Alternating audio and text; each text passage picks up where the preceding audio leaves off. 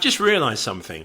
I have no idea what Lindsey Graham gets up to when he's not gesticulating and talking into a Fox News camera or something like that, because I always wonder, you know, with people who want to control what you see, what you read, what you do and all of that stuff, because Lindsey Graham, well, he wants to be the person that's on your shoulder. Literally, can you imagine Lindsey Graham on your shoulder, watching and controlling what you do, what you see and what you read 24/7? Never mind Big Brother. Lindsey, seriously, he just... I'll play you some clips from the hearing they had into censorship of books and reading, etc. And Lindsey would like to control it all. I mean, why is he the arbiter of taste? What does Lindsey know that we're not allowed to see? What sort of books and things does he read? Just find it fascinating. If you care to explain to me why Lindsey Graham is allowed to do what he likes in his own world, and nobody says anything, but he'd like to control what you do, what you see, what you read, what you let your kids read. I mean, sorry, Lindsey, I don't think you're the arbiter of taste. I really don't. Classic. Unfortunately, there is a long history in our country of banning books we now consider classic works of literature. This video, which I'm about to show, will indicate this is not the first time that the Senate Judiciary Committee has considered the negative influence of books. I ask them to start the video.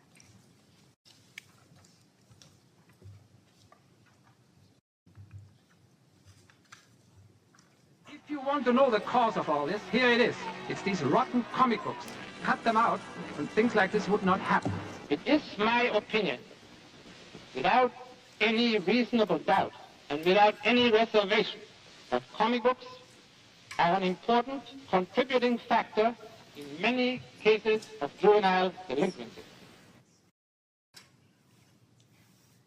A Tennessee school board has banned the critically acclaimed graphic novel Mouse. It is a true story about the horrors of the Holocaust by Art Spiegelman. Mouse is the German word for mouse. The school board claimed it banned the graphic novel because of profanity and nudity. I read the minutes of the school board banning Mouse. Most of the people, it was clear from their minutes, haven't read the book. We still had eyeballs that see those images and they're like, oh, okay, this is a picture of nudity, so that we can prohibit. And this over here, this has a bad word. But as far as they're concerned, as long as they stop short saying, we're banning this because this history makes us uncomfortable and we don't want our kids to have to be exposed to these things, they're on safer ground. This process is really unnecessary. We are professionals in our classrooms and we know what is best for our students. The kids want to read books. The kids in here are asking me, can I go get a book and read? And they're so excited. And I have to say no, because I haven't had a chance to go through all of them, to catalog them, to write them all down, to send off to somebody that is going to tell me, them, if they can or cannot read the books in my classroom library. In the 1850s, Uncle Tom's Cabin, a classic anti-slavery novel, was banned throughout the southern United States. 2 decades later, in 1873, Congress passed the Comstock Act, a law that mandated up to 5 years in prison for any person who sold or distributed a book that was, quote, obscene, lewd, or lascivious. The law did not define the terms, and hundreds of Americans were convicted for distributing books about topics such as atheism and reproductive health. As the video showed, this committee itself held a series of hearings in 1954 to examine the threat that comic books like Superman pose to children. The anti-comics panic culminated in the industry's comics code that censored comic books for decades. That may seem absurd today, but extremists continue to fight popular graphic novels like Mouse and other books. In 2022, there were over 1,000 requests to ban books at public schools and libraries, the most in almost 20 years. Here are just a few of the books that have been banned or restricted in schools and libraries over the past few years. I Know Why the Caged Bird Sings, The Handmaid's Tale, Narrative of the Life of Frederick Douglass, A Raisin in the Sun, Brave New World, and Beloved. These are books written by some of the greatest American authors, including trailblazing Black women like Toni Morrison and Maya Angelou. Even works written by Martin Luther King Jr. were banned temporarily in a fervor to limit access to books about race or racism, all in the name of prohibiting materials supposedly related to critical race theory. Let's be clear, efforts to ban books are wrong, whether they come from the right or the left. While we ban books like Mouse or To Kill a Mockingbird in the name of protecting students, we are instead denying these students an opportunity to learn about different people and difficult subjects. Limiting access to a book about anti-Semitism or racism does not protect students from the actual history or the reality that hate still exists. In the name of protecting students, politicians have targeted books that include LGBTQ+ subject matter. 1 out of every 4 banned books features LGBTQ+ characters and themes, according to PEN America. No one is advocating for sexually explicit content to be available in an elementary school library or a children's section of a library. That's a distraction from the real challenge. I understand and respect that parents may choose to limit what their children read, especially at younger ages. My wife and I did, others do too. But no parent should have the right to tell another parent's child what they can and cannot read in school or at home. Every student deserves access to books that reflect their experiences and help them better understand who they are. I want to commend Senator Cornyn, who said last year, and I quote, "As a general rule, I don't favor banning age-appropriate and subject-appropriate books for children. They need to hear a diversity of views." I agree with him. That's exactly right. Unfortunately, librarians and teachers across this country who are just doing their jobs have been threatened with physical violence and criminal prosecution by a small group of zealots. These efforts to ban books violate our most cherished principles as Americans and betray our values as a nation. We must protect our students and their freedom to read and learn. With that, I hand this off to Ranking Member Graham for his opening statement. Thank you, Mr. Chairman. So if you're a parent out there listening to this hearing, I would encourage you to advocate for your child. I would encourage you to go to the school district, the library, wherever you believe is appropriate on behalf of your child. You have an obligation as a parent to lend your voice to the cause you think helps your child develop in the right way. About this hearing, what is our role here? What am I supposed to do? Am I supposed to take over every school board in the country and veto their decisions about what books go into public schools? In the library, I hadn't spent a lot of time in the library. That speaks poorly of me. But am I supposed to, as a United States Senator, take over the libraries of all of this country and be the final say of what goes in a library? I hope not. I think not. So this is an important hearing in this regard. It shows the difference of the two parties on this issue. School boards, whether elected or appointed in our system, should be the people we go to talk about what's in a school. A library board should be the group of people that decides what goes in a library. And if you don't like the outcome, at least you can complain. And to all the parents out there who believe there's a bunch of stuff in our schools being pushed on your children that go over the line, you're absolutely right. To governors and to local officials who want to make sure that agendas are not being pushed upon your children, you're right to speak up. In Burbank, California, some school districts banned Huckleberry Finn. To Kill a Mockingbird. I don't agree with that, but that was your right to make that decision.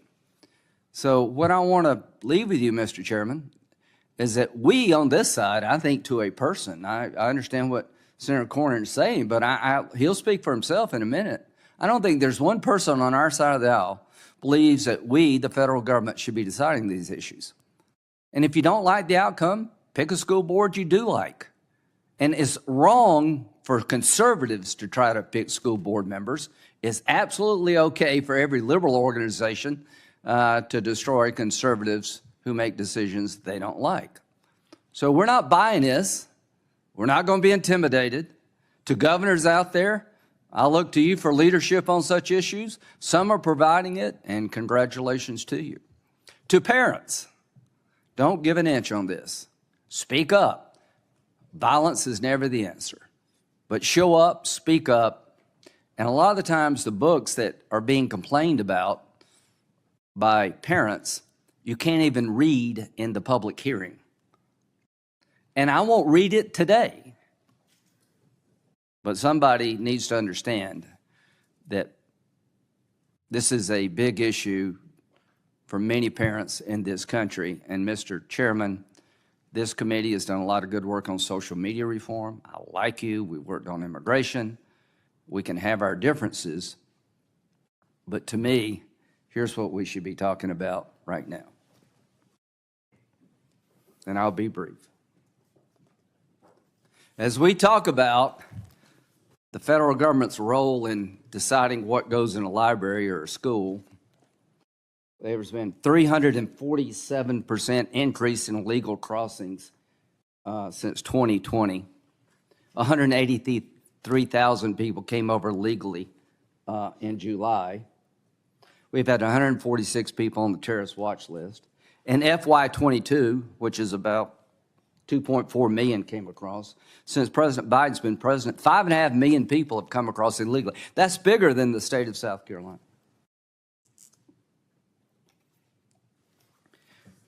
Last couple of weeks, smugglers with ISIS ties helped migrants enter U.S. from Mexico, raising alarm bells. I'd like to be talking about that. And matter of fact, you can go get the classified briefing. You ought to. It will scare you.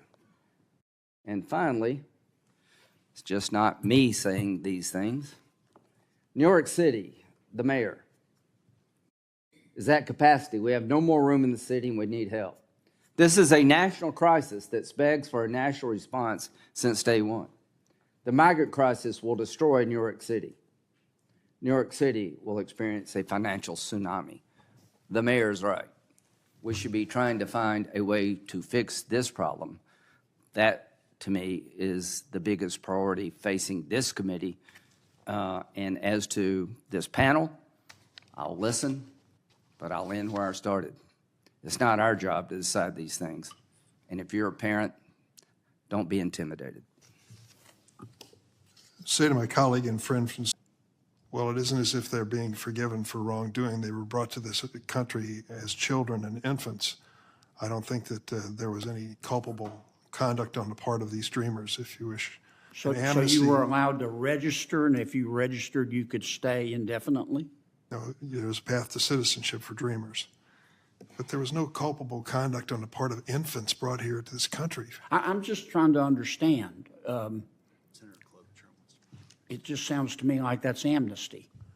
In your eyes, it may be, but if a child is brought here at the age of 2 to say that they are guilty of some criminal act or should have criminal culpability, I think is an extreme position. Well, I'm not trying to say 2-year-olds are bad people. I'm just trying to understand what your bill does, and it sounds like it's amnesty. It's lengthy. If I may, Mr. Chairman? Sure. I was part of that, and sort of here's what I'll tell my good friend from Louisiana. You got to get bipartisan buy-in, right? You got to secure your border. If you don't, it's a fruitless exercise. You need to increase legal immigration because we don't have enough people to work in our economy, and you need to deal with people here legally, and I've been very open to doing all those things, but it is 2023, and Senator Cornyn mentioned our effort didn't make it. If you want to use it as a base product, fine, but even I would say in 2023, the problem is so much bigger than it was before. It would take more effort on the border. It would take a real lift to stop the flow, and I'm willing to work with you. I'm willing to compromise, but the administration has done nothing. Senator Kennedy, they sent a bill that nobody on our side would support, and it was a dream of the left. I mean, again, at the end of the day, I don't mind disagreeing with Republicans about how to fix an immigration system. I do mind doing nothing about it. And the sooner we can have this debate in this committee, and you may be surprised, there might be consensus, big bill, small bill, middle bill, something's better than nothing. America is under siege, and we need to fix this problem. Mr. Chairman. Just a second. We're going to return to the subject of this hearing shortly. What Senator Klobuchar? I'm looking forward to hearing the witnesses, but Mr. Chairman, I did want to point out the argument that nothing has been considered for 8 years or something like that. I actually view, when you look at the arc of time on this, when President Bush was in, he wanted desperately, Republican president, to get this done. I remember Senator Graham was in the group that worked on this. Then you fast forward, right, to Obama, and this is the effort you're talking about during that time.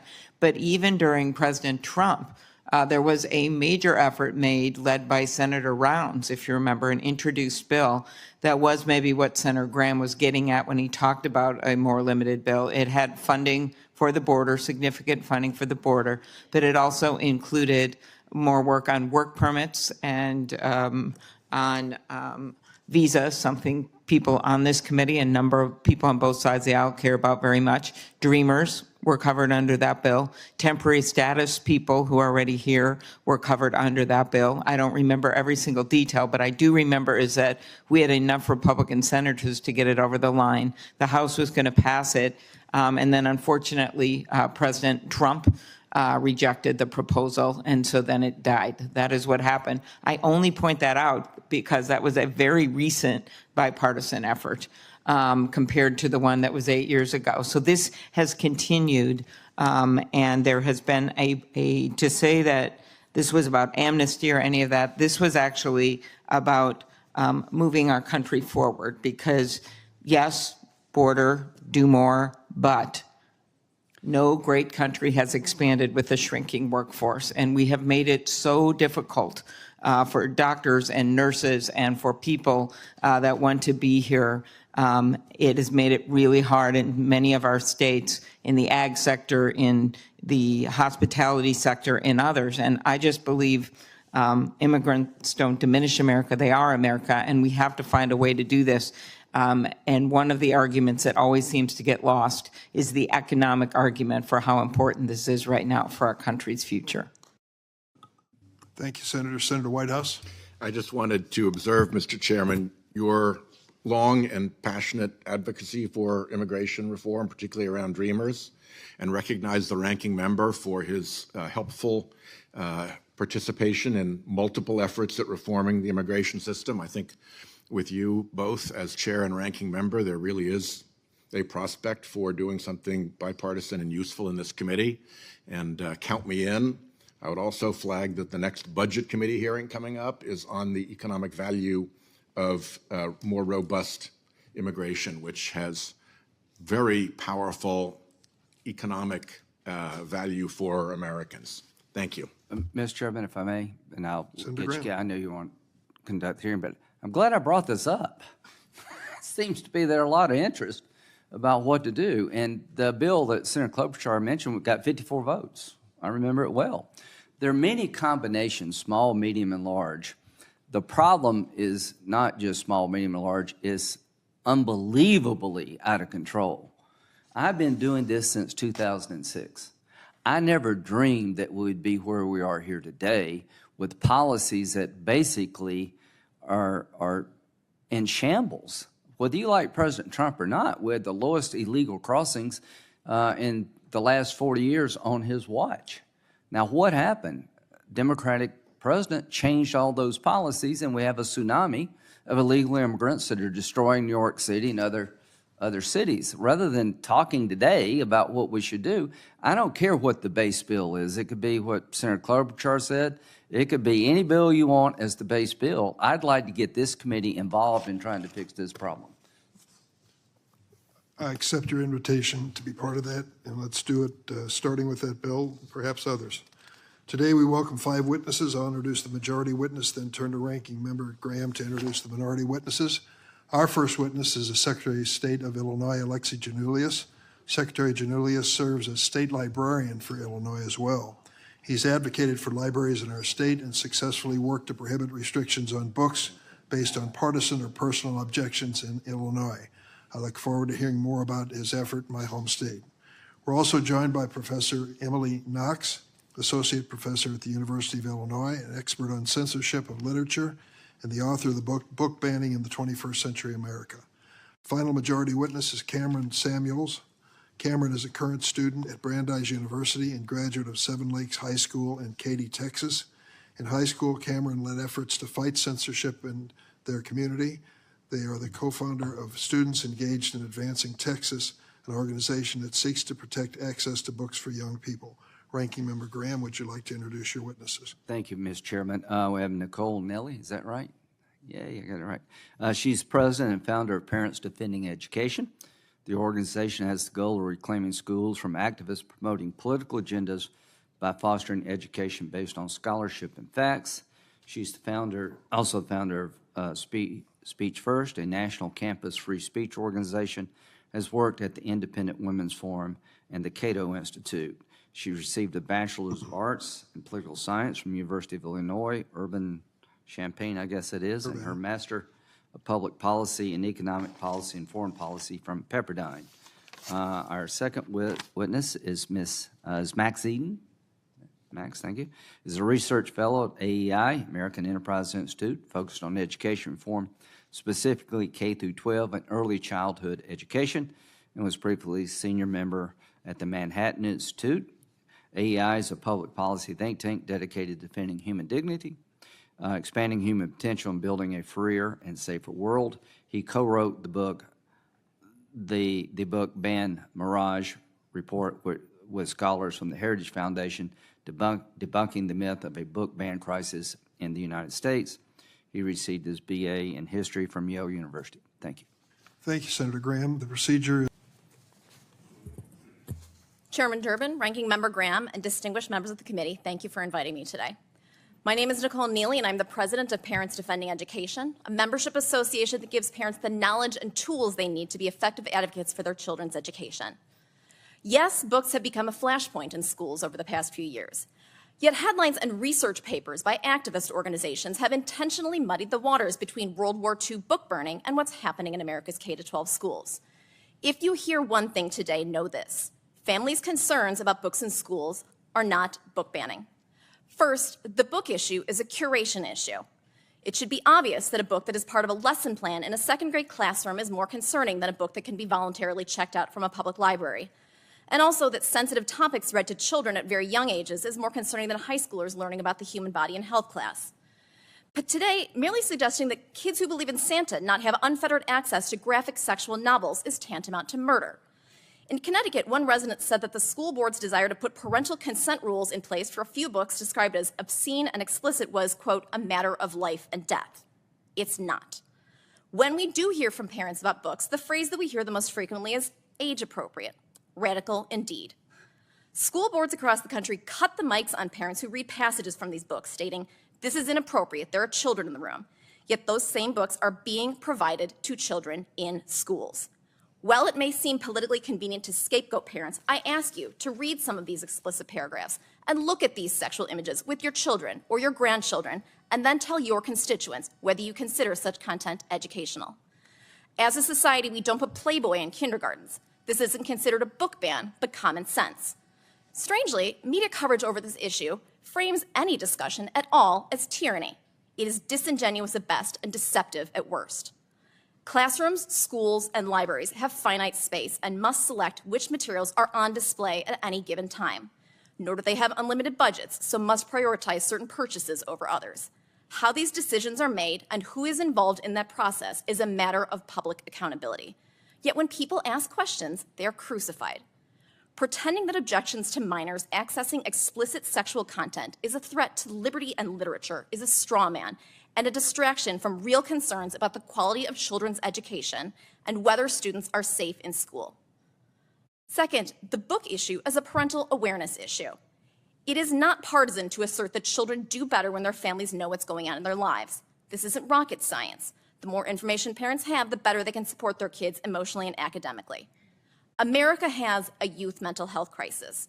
Yet while schools lobby for increased mental health funding, for which the federal government has provided hundreds of millions of dollars, they are exacerbating that problem.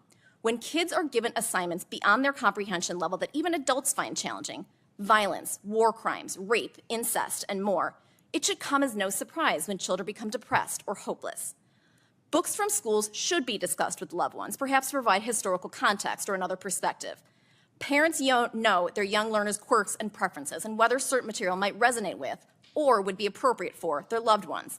These decisions may differ between children in the same family at the same age based on factors like maturity and sensitivity.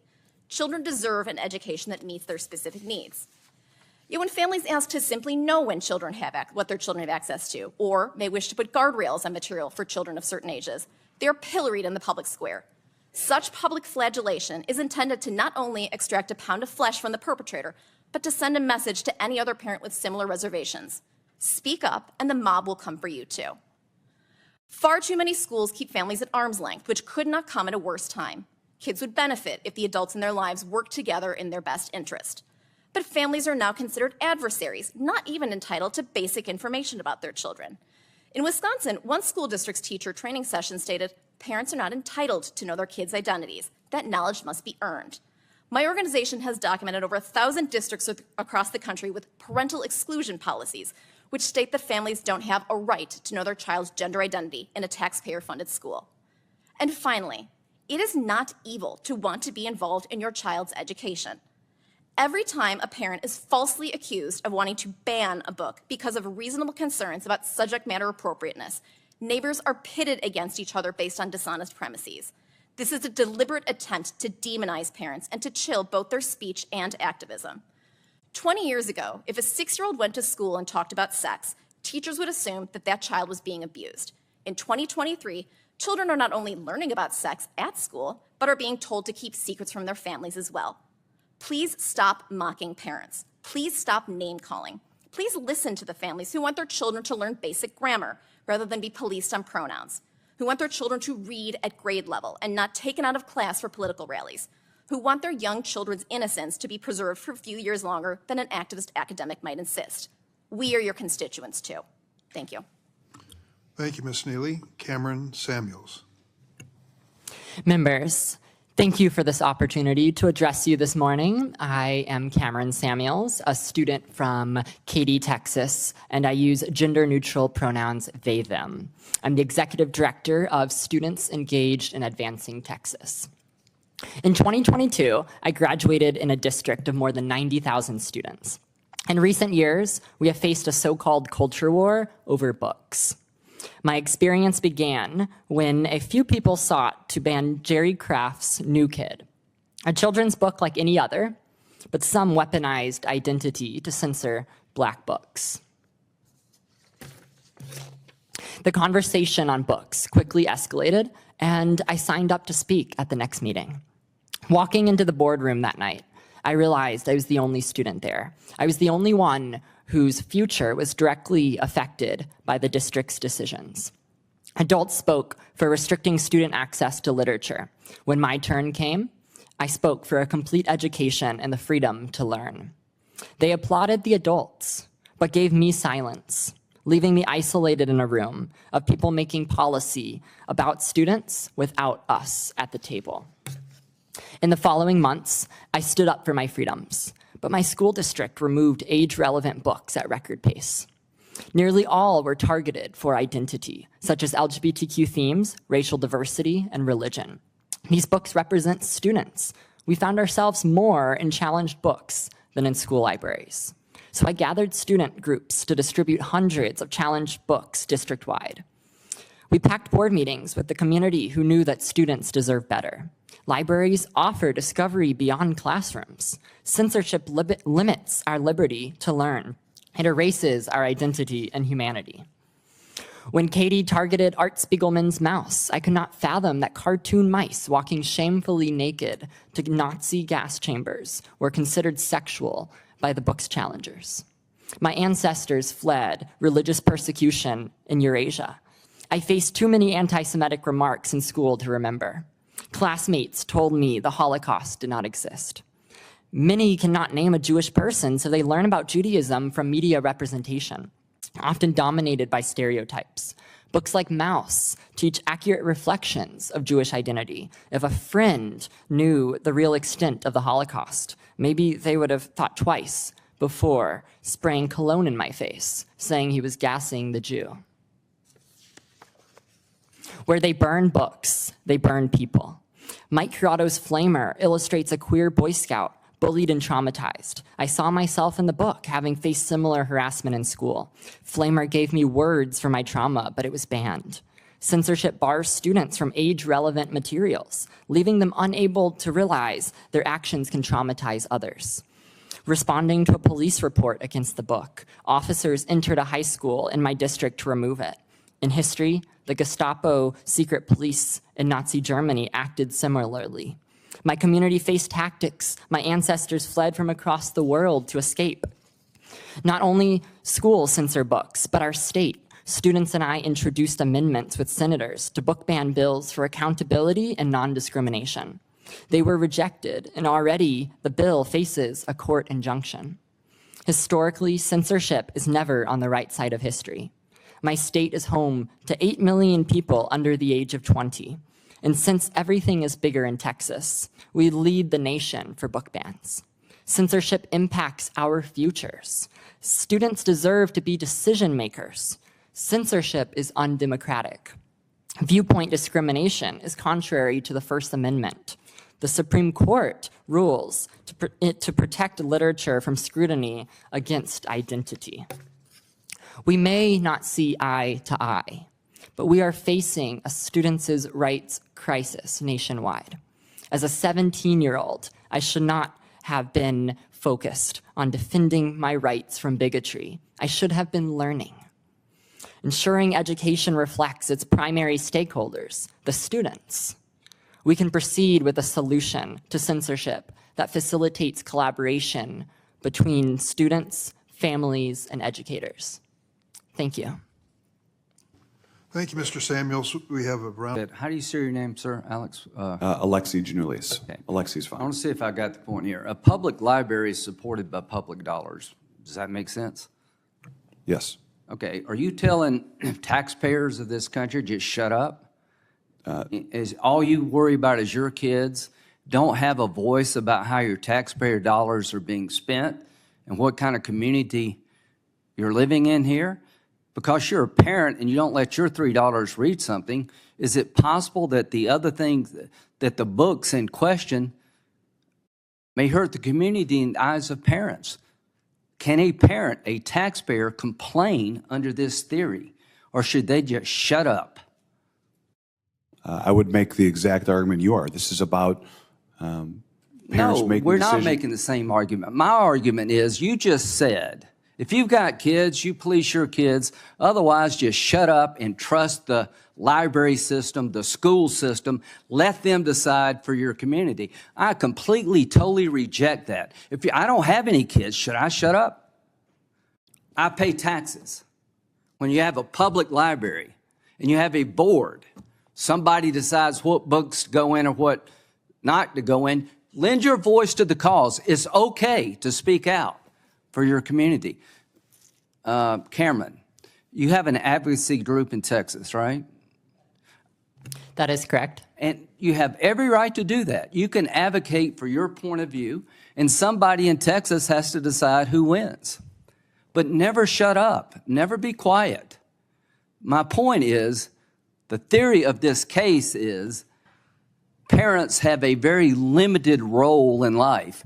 Apparently, taxpayers have a very limited role in this area. You're paying money to run these libraries. I mean, you're getting money from taxpayers. They should speak up. Ms. Knox, you said, is it unconstitutional for a parent to go to a school board or a public library and complain? Thank you for giving me the chance to respond. Actually, almost all libraries have in their policies something called a request for reconsideration that allows parents or interested community members to object or say what they would like to have changed in a library collection. I think what's important to remember is that this is a collective decision. It's not just one person who gets to say what is in a library collection. I'm not arguing with you. Somebody has to decide. But the point is the individual here, the individual taxpayer, the individual parent. There's an effort in this country to shut you up. Ms. Neely, are you going to shut up? We will absolutely not shut up. I am here on behalf of more than 10,000 members of Parents Defending Education who want to have a voice in their children's education. Yet they, every time they speak up, are mocked, are shamed, are intimidated and silenced and bullied by elected officials and community members who do not want them to speak up, who are told that they are book burners, who are ashamed of that. And you know what? We will not stop, because after COVID, we had a window into what our children were learning or were not learning, and we were disappointed by that. So parents have not stopped, and they will not stop advocating for their children, because the gatekeepers, be it the teachers' unions or anyone else, has shown that they do not have our children's best interest at heart. They have their money and their power structure at heart at the end of the day. Mr. Eaton, is it your testimony there's an organized effort in this country to push ideas, books, literature through the public school system and libraries that has a very strong political agenda behind it? Is that what you're telling us? I think it's pretty clear that that is what is going on, yes, sir. Yeah, and if you don't see that, you're blind. You know, in Florida, Ron DeSantis did something you may not like, Mr. Chairman. In Illinois, you do it a different way. But Governor DeSantis decided he would step in and stop what he thought was abusive from his point of view.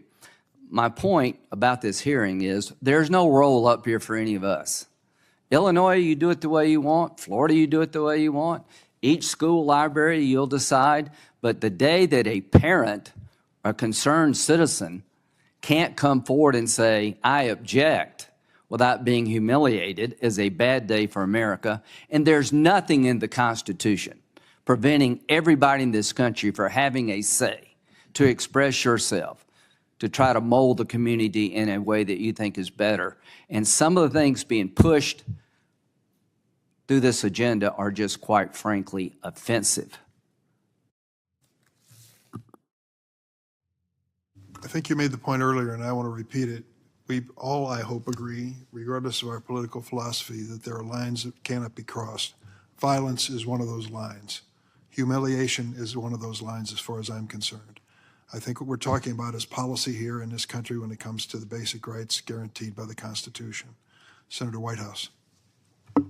Thanks very much. My question is going to be for Secretary Janulis.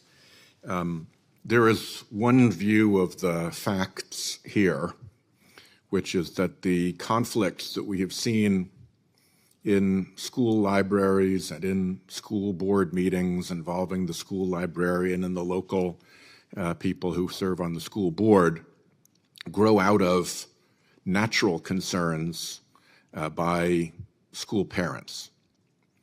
There is also significant reporting suggesting that national groups funded by right-wing organizations, fueled by dark money, using people who have no child in the school and may not even be from the state, come into town and mount a surprise attack on local people like a school librarian, people who work in the school, people who serve on the school committee, who are just local people trying to serve the school and who don't have any preparation for dealing with that kind of sudden disruption and political attack, particularly one that is well-scripted, well-financed, and basically comes in like an out-of-state artillery barrage on the unsuspecting school.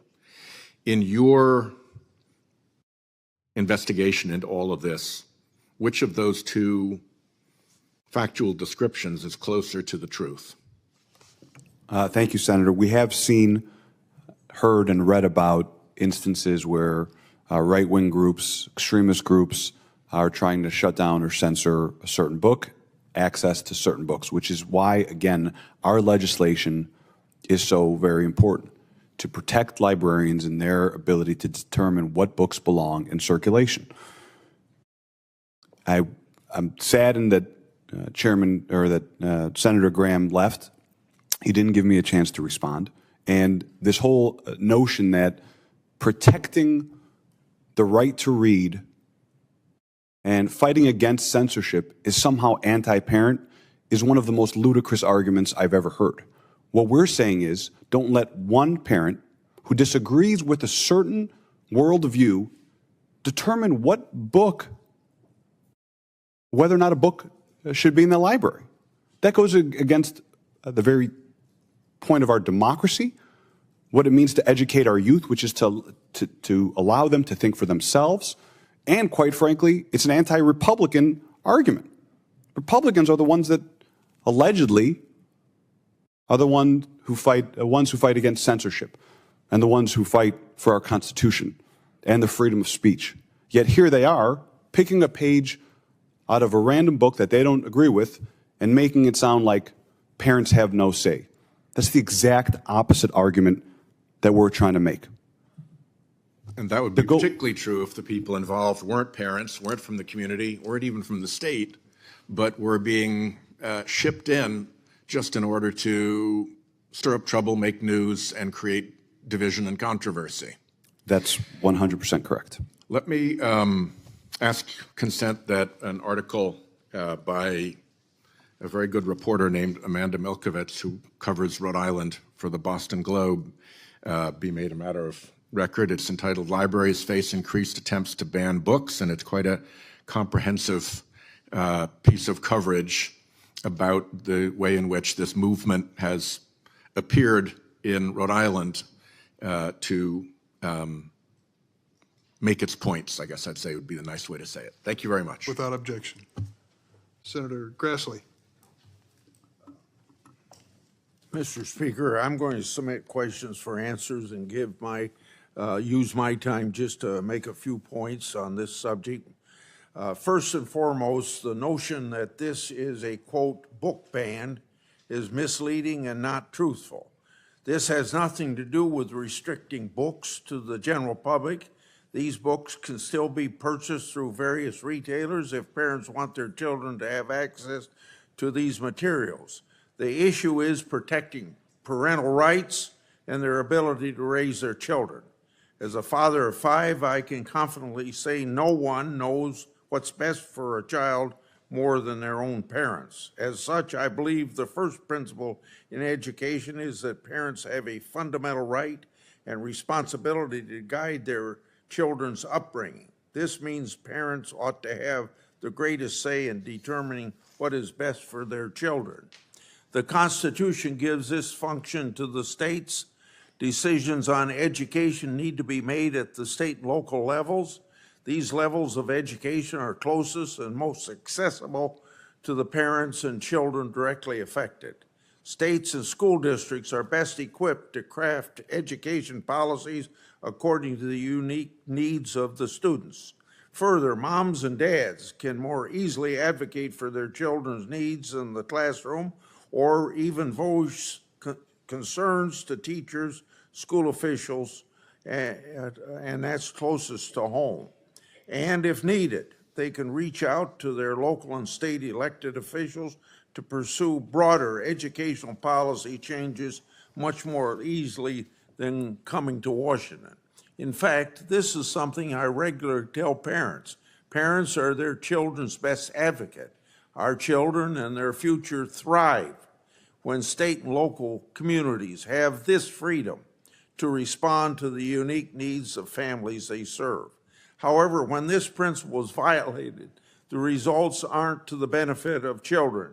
For example, we saw this after the passage of No Child Left Behind. This law was enacted with the best of intentions, but showed just how challenging it is for one approach to successfully help millions of students attending schools in thousands of classrooms across the country. I've always been a critic of one-size-fits-all government. Those concerns ring especially true in education. Every child is unique. When we implement Washington Knows Best policy, like No Child Left Behind, the children suffered the most, and the teachers couldn't teach according to it the way they want to. That is why Congress passed the Every Student Succeeds Act to restore local decision-making and better serve individual parents, schools, and educators. A federal policy regarding classroom content sent by federal legislators or some distant faceless bureaucrats in Washington would take decision-making away from the parents who know best how to raise their kids. Throughout my 99 county tours of Iowa this year, moms and dads shared their experience and concerns about some books and materials that have been presented in Iowa schools. They've expressed reasonable concern about young, impressionable minds to explicit and graphic materials and content in some classrooms and school libraries. So common sense knows best. Unsurprisingly, we've seen every state and school district, we've seen various state and school districts respond to parents' consent by enacting policies aimed at protecting children. Parents, in conjunction with state and local officials, must determine what is age appropriate for kids to ensure they are nurtured as they grow up. I'll continue to support efforts preserving the right of parents to determine their kids' education and give state and local districts the flexibility to shape policies that fit communities they serve. Thank you, Ms. Thanks, Senator Grassley. Senator Hirono. Thank you, Mr. Chairman. Nobody's talking about interfering with the right of a parent to determine what kind of material his or her child should have access to. The issue really is the ability of a group of people, not even parents of students in schools, but a group of people or individuals who are able to go into a school district, a school board, in an effort to ban certain books. That is really the issue. And by any definition, I would consider that kind of effort to be an effort on book banning. And in fact, there are states that have already enacted legislation that makes it pretty easy to for anybody to go in and list a book as inappropriate and therefore removed until it goes through some sort of a review process. I'm specifically talking about Florida as an example. So, Professor Knox, you've done some research on why there is this effort to ban books. Can you tell me what sorts of books are usually get on these banned book lists? Yeah, I would say that, thank you for the question.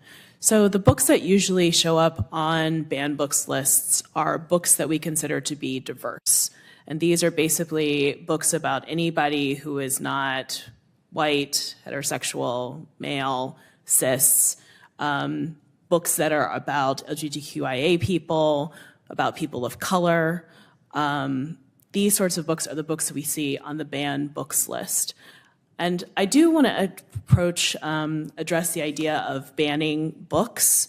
So really what we often say is that these books are not banned, but they are challenged. So like Biden's border crisis, Banned Books Week has a nice alliterative ring to it, but in fact, we talk much more about challenging books.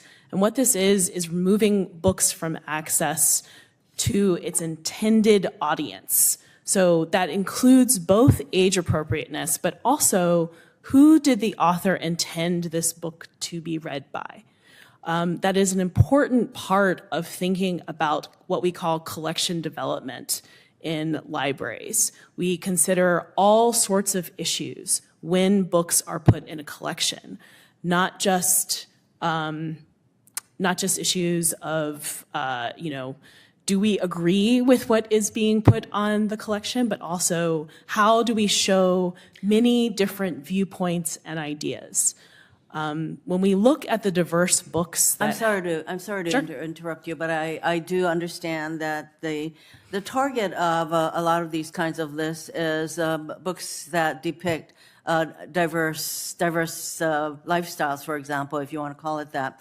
And so, for example, one of the books that is being sought or challenged in Iowa is a book called Ho'onani Hula Warrior. This is a book about a child who doesn't see herself as a girl or a boy, but something in between. And this child dreams of leading the hula group, but Everyone else thinks that only the boys should lead the hula group, and Native Hawaiians have traditionally recognized the existence of a third gender called mahu, and this book explores this and many other parts of Native Hawaiian culture. Yet this book could potentially be banned, as I mentioned, from a school district in Iowa for running afoul of a law against books for younger grades that deal with gender identity. Mr. Giannoulias, do you think, and also with Dr. Cox, do you think this book should be removed from school libraries? Thank you, Senator. I personally do not, which goes again to the fundamental nature of our legislation, which is to allow librarians to make that decision. Okay. My guess is they would determine this book belongs in our libraries. The point I also want to make is, especially with regard to Hula Warrior, the goal of literature is to reflect back to the reader either the struggles that the reader is facing or to provide insight into struggles that the reader has never had to imagine. Books are a safe place for people who are struggling, who need help. And I would disagree with one of the opponents here today. I do need to get to, sorry, and I don't even need the answer from Dr. Cox, but I do have another question for you. Is there any evidence that says that exposure to certain kinds of books leads to harm to a community? Does exposure to an LGBTQ plus book somehow cause harm to the reader? Is there any evidence to that effect? Zero. No, there is not. What I mentioned before is that books can be windows to learn about other people. So it might be that you have a friend who is thinking about their own gender identity and you want to know more. And reading a book like that one will help you understand what your friend is going through. Mr. Chairman, I should think that there is more harm to a young person who thinks that he or she can be shot to death in a school than being exposed to certain kinds of subjects and books. Thank you, Mr. Chairman. Thank you, Senator Rono. Senator Lee. I'm going to be showing a video clip in just a second, but at the outset of this, I want to make clear. And to your testimony and your answers to questions, Mr. Chairman, one of the things that has been of concern to me today is that there is apparent your concern or outrage over some of the books and things that are being banned or omitted or disallowed, but there has been nothing said about what big tech platforms or major publishers are doing by banning or refusing to work with conservative authors.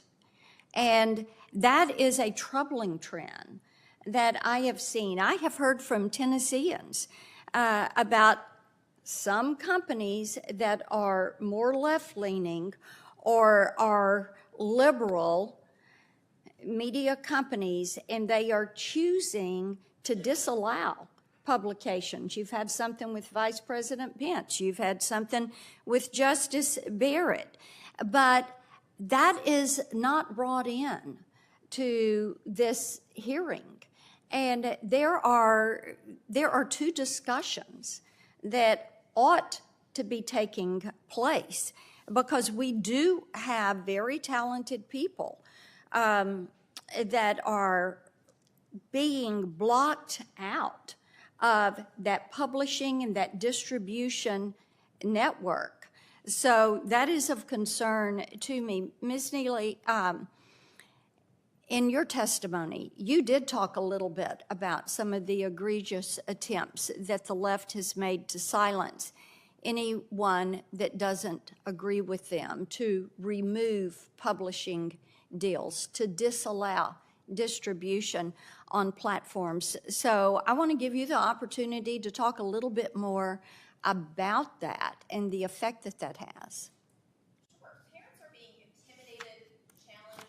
Your microphone. Parents are being intimidated, challenged, and canceled for speaking up. And I think, aside from the big tech platforms, what also concerns me is the state action that is being taken. You know, as much as we talk about this, the districts that might be discussing what a book can or can't be in a school district, I think it's also worth discussing the local control, the issue that Mr. Giannoulis mentioned, about districts that are actually removing control from families. In Montgomery County, Maryland, in Dearborn, Michigan, there have been countless Muslim families that have spoken up because they want the right to opt their children out of sexually explicit lesson plans.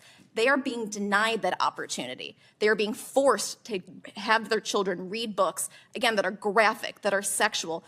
And these are books that not only maybe aren't relevant to the curriculum, but that don't comport with their family values. Those decisions are being taken away by localities. In some states, there are efforts by state actors, by the states themselves as well. This is something that parents are concerned with. And so to conflate that issue, that I don't want my child to be forced to read something with a book that is being burned in Nazi Germany, is disingenuous and false. Well, parental rights are something we hear a lot about in Tennessee, and I think we are just very fortunate to have some really wonderful, dedicated teachers who have worked with parents and have allowed parents to be involved in a child's education. I think it's important that parents have the ability to participate and to have that say. So tell me what you're hearing from parents when it comes to directing the children's education and what they are hearing. You've spoken about a couple of things. What are they hearing when it comes to blocking some of this sexually explicit or pornographic material? One problem they have is simply gaining access to know what their child is learning at all. Parents are being forced on a regular basis to file public records requests, and when they file those records requests, they are being charged hundreds, if not thousands of dollars. Recently from Fairfax County, Virginia, I received a FOIA estimate of $35,000 to gain access to materials. That is appalling. That is meant to discourage and chill parental involvement and engagement in these issues. It is meant to tell families, go away, you're not welcome here. The experts know what they're doing. We saw the Democrat Party of Michigan put a Facebook post out saying, the purpose of public education is not to is to teach children what society needs them to know. Implicit in that is that they know better than we do, than families do, what society needs them to know. That is an insult, it is a slap in the face to families, and that is something that families will continue to fight against. Thank you. Thank you, Mr. Chairman. Senator Holy. Thank you, Mr. Chairman. Thanks to the witnesses for being here. I think it's safe to say that all of you are here today because you are opposed to government censorship. Is that right? Have I got that broadly correct? Okay, we can agree on that much. Book banning is a form of government censorship. Is that broadly speaking correct? Professor Knox, you're an expert in this. Let me just ask you. Book banning is a problem under the First Amendment because it's the government telling private individuals, authors, what have you, what they can and cannot write, telling the public what they can and cannot read. Is that broadly speaking correct? Yes, that's correct. So now what if the books were digital only? Could the government ban them then? So no hard copies, no physical copies, it's just digital books. Could the government engage in book banning then under the First Amendment? No problem. No, that's about a format of the particular book, and that really doesn't matter when it comes to whether or not government is banning a book. Okay, what if the government made a list of authors whose books it wanted banned and also went to all of the publishing houses in America, the government did, and said, do not publish the books by any of these authors or we will punish you. Is that a problem under the First Amendment? My hope is that the government would not be involved in the decisions of a private company. Good. I would hope so too, but apparently that is not the case in the United States of America today under this administration, because the hypotheticals I've just given you aren't hypotheticals at all. They've happened, and we know that they are happening. The Fifth Circuit Court of Appeals just ruled in a case, Missouri versus Biden. I'm sure you're all familiar with this. It's going to go down, I think, as a landmark case in the worst possible way in First Amendment law, because what the Court of Appeals found is that the White House, not just the federal government, but the White House actively coerced Every major social media platform in America, let me say that again, every major social media platform in America to ban speech that the White House did not like. What are we talking about here? Well, we're talking about speech on the COVID-19 pandemic, speech on the 2022 congressional elections, speech related to mask mandates, speech related to vaccines. What did the White House do? Well, over a period of years, they met with, on a regular basis, the leaders of social media companies and demanded that the speech they did not like be taken down. They further demanded that these same social media companies amplify the White House's speech. Amazing. So take down all of this speech that we don't like, amplify our own speech. Unbelievable. What kind of speech are we talking about? Well, for example, not just public officials, but parents. Here's an example from my state, the state of Missouri. I'm reading you from the opinion here. One parent who posted on nixdoor.com, which is a site operated by Facebook, posted an online petition to encourage his school to remain mask optional, found that his posts were removed without notifying him, and his friends never saw them. Another parent in the same school district who objected to mask mandates for school children responded to Dr. Fauci on Twitter and promptly received a warning from Twitter that his account would be banned if he did not delete the tweets criticizing Dr. Fauci's approach to mask mandates. These objections, amazingly, this censorship was taken at the direct behest of the federal government, the direct behest of the Biden administration. Professor Knox, is this a violation of the First Amendment? Only a judge can make that determination. And a judge has. I'm glad you said that. Multiple judges. The district court, federal district court, said there was a direct First Amendment violation. Court of Appeals unanimously, 3-judge panel, unanimously said direct First Amendment violation.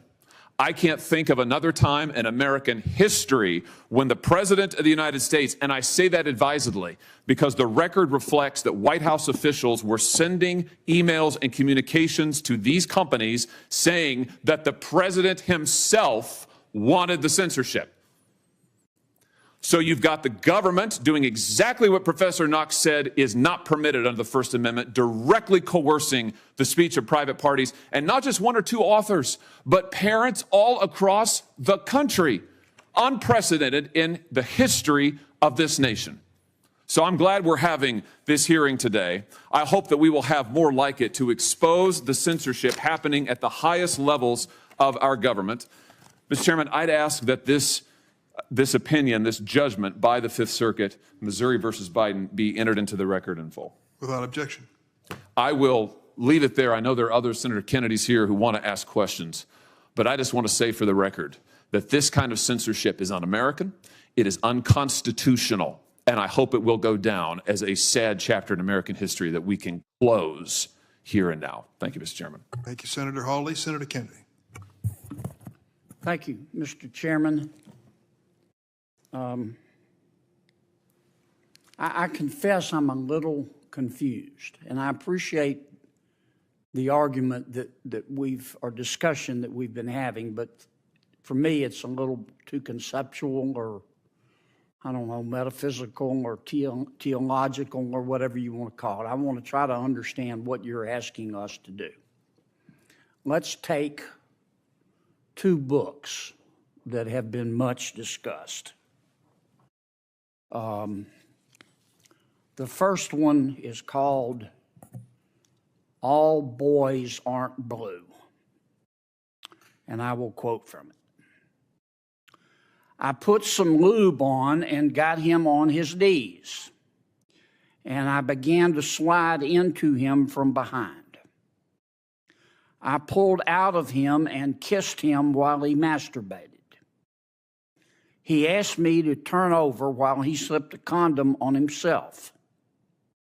This was my ass, and I was struggling to imagine someone inside me.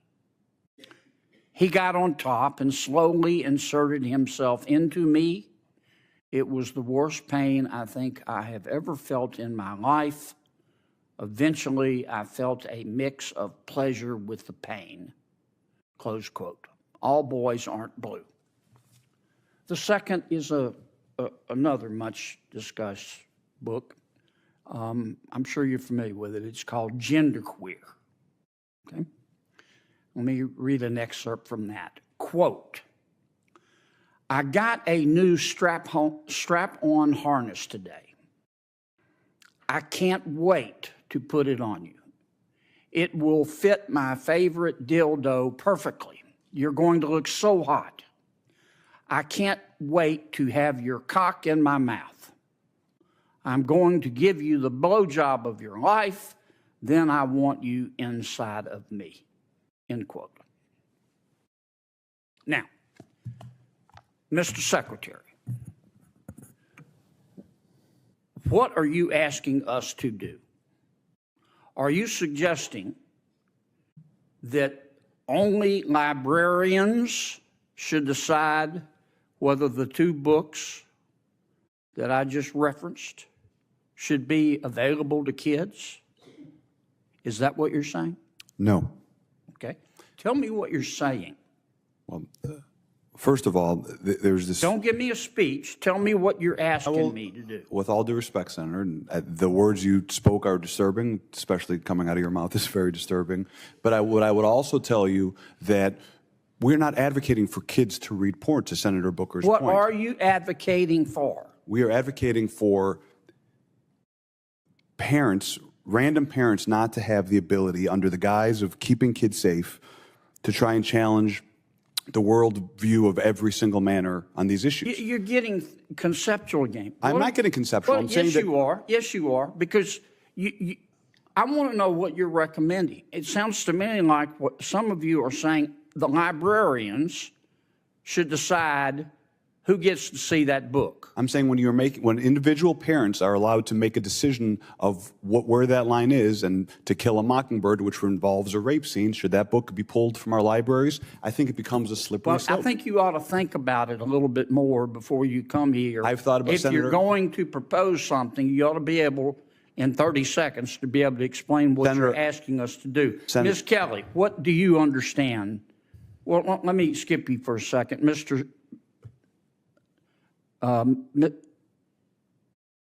Cameron, tell me what you're proposing. It's pronounced mix. Mix? Is that how would you like me to refer to you? Senator, your definition of sexual is synonymous with LGBTQ identity. I'm not asking you that. I'm asking you to tell me you read those two excerpts. Genderqueer. Do you think that, are you asking that only librarians and not parents have any say in whether minors can read those books? Is that what you're saying? Genderqueer has never been in my school library, so it's never been banned. Well, suppose it was. Should it be up just to the librarian, or should parents have a say? There should be facilitation of collaboration between students, Should parents have and a say? Parents should be working with students and educators to be making decisions, because students are... And who decides ultimately? The librarian, or do you take a vote, or who takes the vote? Book review committees in the community in my school district. You want a committee to decide? There are committees. Okay. Well, I'm asking you, how do we decide whether the two books that I just referenced should be available in the library? What would you, if you were running things, what would you do? All Boys Aren't Blue, the scene you mentioned, is about sexual abuse. I know what it's about. It's not What erotic. would you do in terms of making the books available? Would you say anybody can see them, or they have to be in a special session? Students who do not read books like All Boys Aren't Blue cannot learn what is appropriate. I understand that. They cannot learn I understand, but none of you want to abuse. answer my question. You come here and you say censorship is bad, and of course it's bad. But the obvious response is, okay, you heard the books we're talking about. Okay, we're not talking about Catcher in the Rye. So tell me what you want, who gets to decide. And all I've heard is the librarians. And parents have nothing to do with it. And if that's your response, what planet did you just parachute in from? Parents, Senator... Or what country, more appropriately? This is not China. Parents, Senator, for all due respect, parents absolutely have a say My parents were immigrants, came to this country. We never checked out books without our parents seeing what books we were reading. They encouraged us to read books. Mr. Secretary, I understand this is good for your politics back home. It's got nothing to do with my politics. My bill is passed. Of course it does. My bill is It has passed. everything to do with your politics. I'm here to. But you came here with a problem, and I'm trying to understand the solution, and you don't have one. We solved the solution. Other than to tell us that we don't agree with you, you're on the wrong. We'll be on the wrong side of history. We solved the problem in Illinois. We fixed it because we. Well, there are others you could work on. Well, that's why I'm out here of to help. time. Thank you, Mr. Chairman. To help others.